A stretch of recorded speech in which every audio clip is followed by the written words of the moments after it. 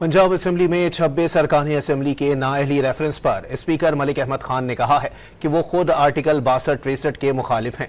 इसे आइन से निकालकर बाहर फेंक देना चाहिए।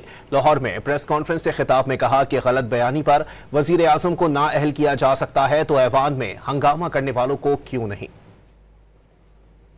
मैंने फैसला किया कि आइन मैंने लिखा, मैं तो मुखालिफ हूँ 63-62 का। वैसे ही मैं तो कहता हूँ इसको जड़ से उखाड़ कर फेंक दो।